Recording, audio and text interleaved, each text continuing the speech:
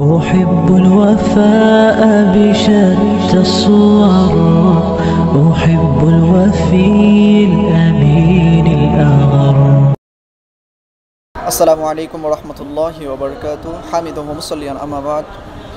সুপ্রিয় দর্শক, মুসলিম ভাই বোনেরা, আপনাদেরকে অসংখ্য ধন্যবাদ আলুকাম নেটওয়ার্কের পক্ষ থেকে। প্রিয় মুসলিম ভাই বোনেরা, আমাদের অতীত কেমন ছিল? এক সময় আমরা ছিলাম এক পতাকার নিচে, একটি ফ্ল্যাগের নিচে, এক নেতৃত্বে এক উম্মাহ।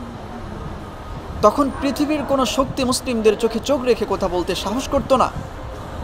কিন্তু আজ আমরা বিভক্ত, দেশে দেশে দলে দলে মতবাদে মতবাদে। এ বিভক্তির এক বড় কারণ হলো ইসলামী খেলাফতের অভাব। ইমারতে ইসলামিয়া এর অভাবের কারণে আজকে আমরা এই বিভ্রান্তিকর সমস্যার সম্মুখীন হচ্ছি। খেলাফত নিয়ে মানুষের মনে বহু প্রশ্ন, বহু ভুল ধারণা, অনেক সন্দেহ রয়েছে। আজ আমরা আলোচনা করব কোরআন ও সহিহ সুন্নাহের দলিল ভিত্তিক খেলাফত নিয়ে সবচেয়ে বেশি জিজ্ঞাসিত পাঁচটি মৌলিক প্রশ্ন। আসুন প্রথম প্রশ্ন দিয়ে শুরু করি। আজ মুসলিমরা শতাধিক দেশে বিভক্ত। অনেকে বলে খেলাফত অতীতের জন্য ছিল, এখন আর প্রয়োজন নেই। তাই অনেকে প্রশ্ন করে, খেলাফত কি কেবল অতীতের জন্য ছিল নাকি কিয়ামত পর্যন্ত থাকবে? রাসূল করিম সাল্লাল্লাহু আলাইহি ওয়াসাল্লাম এই ব্যাপারে ইরশাদ করেন, কানাত বানু ইসরাঈলা তাসুসুহুমুল আম্বিয়াউ কুল্লামা হালাকা নাবিয়্যুন খালাফাহু নাবিয়্যুন ওয়া ইন্নাহু লা নাবিয়্যা বা'দি ওয়া সায়াকুনু খুলাফাউ ফায়াকসুরুনা। এখানে স্পষ্ট হয়, হাদিসটি থেকে স্পষ্ট হয়, নবুয়ত শেষ হলেও খেলাফত চলবে কিয়ামত পর্যন্ত। খেলাফত কোনো ঐতিহাসিক গল্প নয়, বরং উম্মাহর স্থায়ী ব্যবস্থা। এবার আমাদের মাঝে যে প্রশ্ন আসে, তার আগে আমি এর পরিস্থিতিটা তুলে ধরছি। অনেকে মনে করেন খেলাফত থাকা বা না থাকা ঈমানের সাথে সম্পৃক্ত নয়, ঈমানের সাথে এর কোনো সম্পর্ক নেই, শুধু ব্যক্তিগত ইবাদত করলেই যথেষ্ট। তাই প্রশ্ন করে, খেলাফত কি ইসলামী ফরজ? আল্লাহ রাব্বুল আলামিন এই ব্যাপারে কি বলছেন? আল্লাযীনা ইম্মাক্কান্নাহুম ফিল আরদি আকামুস সালাত ওয়া আতাজ যাকাহ ওয়া আমারু বিল মা'রুফি ওয়া নাহাউ আনিল মুনকার। যাদের আমরা জমিনে ক্ষমতা দিয়েছি, আল্লাহ রাব্বুল আলামিন বলছেন, আমি যাদেরকে জমিনে ক্ষমতা দিই তারা সালাত কায়েম করবে, যাকাত দেয় এবং সৎ কাজের আদেশ দেয় এবং অসৎ কাজ থেকে নিষেধ করে।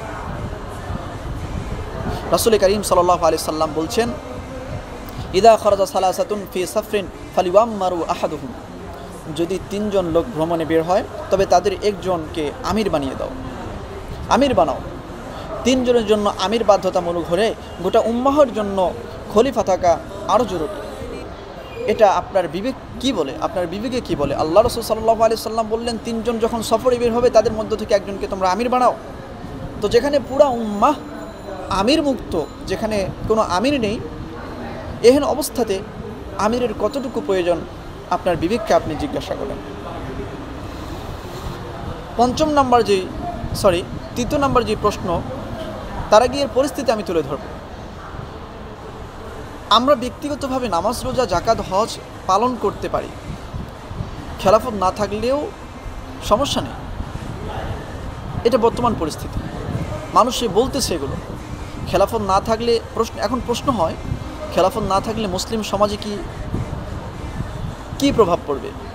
রাসূল করিম সাল্লাল্লাহু আলাইহি সাল্লাম, রাসূল আরবি সাল্লাল্লাহু আলাইহি সাল্লাম বলেন, ইন্নামাল ইমামু জুন্নাতুন ইকাতালু মিন ওয়ারাইহি ওয়া ইত্তাকা বিহি। নিশ্চয়ই ইমাম তথা খলিফা, উনি হলেন ঢালস্বরূপ, যার আড়ালে যুদ্ধ করা হয় এবং যার মাধ্যমে নিরাপত্তা লাভ করা হয়। ঢাল ছাড়া সেনারা শত্রুর আক্রমণে বিপর্যয় হয়। ঠিক তেমনি খেলাফত ছাড়া মুসলিমরা দুর্বল হয়ে পড়ে।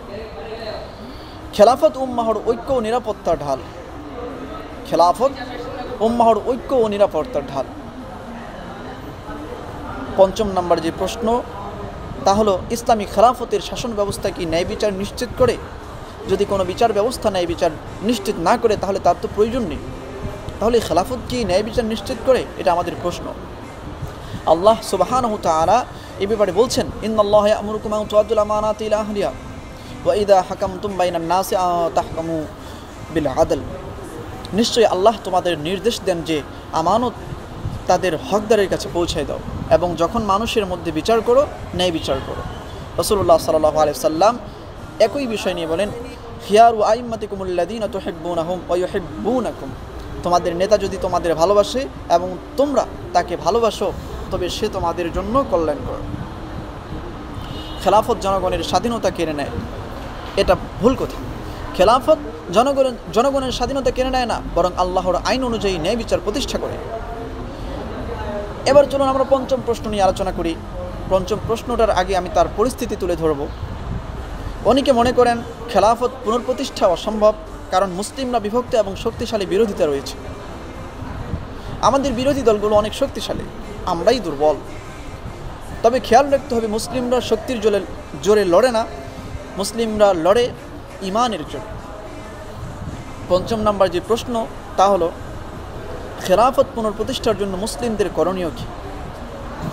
আল্লাহ সুবহানাহু ওয়া তাআলা বলছেন, ওয়ালা ইয়ানসুরান্নাল্লাহু মা ইয়ানসুরুন, যারা আল্লাহ সাহায্য করে আল্লাহ অবশ্যই তাদের সাহায্য করবেন।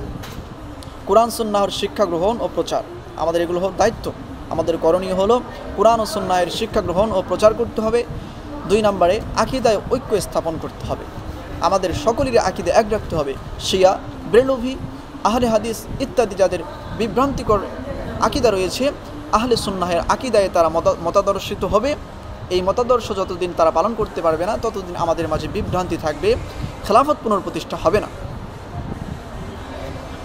3 নম্বরে যেটা আমাদের করণীয় তা হলো বিভক্তি ও জাতীয়তাবাদ ত্যাগ করতে হবে। 4 নম্বর, সৎ নেতৃত্বের প্রতি আনুগত্য করা। ঐক্য শিক্ষা ও সঠিক নেতৃত্বের মাধ্যমে খেলাফত আল্লাহর সাহায্যে পুনঃপ্রতিষ্ঠা সম্ভব। তবে আমাদের ঐক্যবদ্ধতার মধ্যে স্বল্পতা রয়েছে, এখানেই আমাদের দুর্বলতা রয়েছে। আমরা যদি আবার সেই দুর্বলতাকে কেটে উঠতে পারি, তাহলে খেলাফত পুনঃপ্রতিষ্ঠা অবশ্যই হবে। এটা রাসূল করিম সাল্লাল্লাহু আলাইহি ওয়াসাল্লামের ভবিষ্যৎবাণী, এটা ভবিষ্যৎ অবশ্যই বাস্তবায়িত হবে। প্রিয় মুসলিম ভাই বোনেরা, খেলাফত কোনো রাজনৈতিক স্লোগান নয়, এটা আমাদের ইমানি দায়িত্ব, উম্মাহের ঐক্যর প্রতীক, নিরাপত্তার ঢাল এবং ন্যায় বিচারের গ্যারান্টি।